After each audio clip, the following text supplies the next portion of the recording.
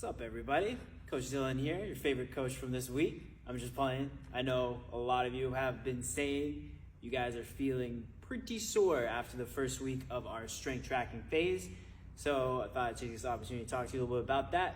So, of course, guys, anytime you do something you haven't done in a while or maybe ever before, like trap bar deadlifts, haven't done those in months, and especially the amount of weight, the reps, and the volume that we did, the number of rounds you did, that all plays a factor in how your muscles feel after the workout. So no surprise, most of you are already feeling it. You're pretty sore after that first week, to be expected. But I want to touch on this too.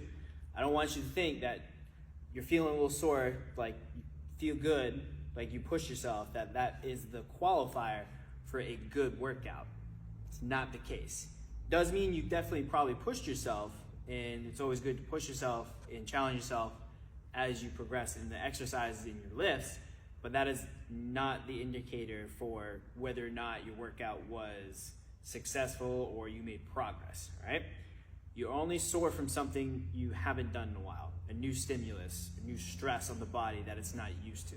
That's why us as coaches, when we bring you guys on for your first 2-week trial, we're like, hey, first 2 weeks, you're gonna be sore because you're not used to this. You're not used to this type of workout, the exercises, the weights. So the first 2 weeks are usually the hardest, but then you notice the more consistent you do it, the better you feel. Like you don't feel the same kind of soreness you did when you first started. It's because your body is adapting and getting used to the stimulus you're challenging yourself with in the workouts. And then you just become stronger and become more resilient because of it.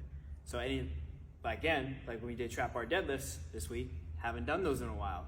You're gonna be sore from them. But next week, when we do them again, you may not be as sore, depending on what weights you use and how many reps you do, right? Because that'll be the second time you've done it consecutively. So I'm almost willing to guarantee you're not gonna feel as sore until you challenge yourself again with either more weight, could be more reps or more volume. There's a lot of different factors into it. That's why we always want to make sure myself, as the coach who programs the workouts for you guys, that I do it in a way where I can also push you and challenge you every now and then, but not to the point where you guys are so sore all the time. That is not good coaching or training at all, right? So it's no different than if you were to come in and I was to take a wiffle ball bat and just beat the crap out of you with it. You'd be like, oh my God, I'm really sore. You wouldn't want to come back the next day and do it all over again. And really, when it comes to programming, it's the same thing.